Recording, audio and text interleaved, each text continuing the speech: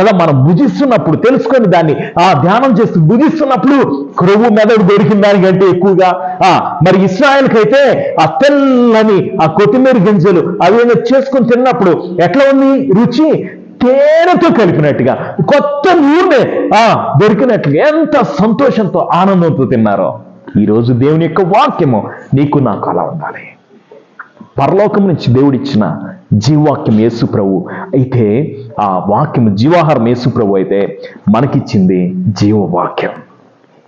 అలాగైతే ఈ వాక్యాన్ని చదువుతున్నామా, ధ్యానం చేస్తున్నామా, ఈ వాక్యమే జీవాన్ని ఇచ్చేది. ఇది జీవవాక్యం, మనం బ్రతికించేది. అలాగైతే ఈ వాక్యము మనం మన్నాగా కనీసం కదా, కనీసం ఎప్పుడెప్పుడండి? ఉదయం సాయంత్రం అన్నా తీసుకుంటే మనం బ్రతుకుతాం.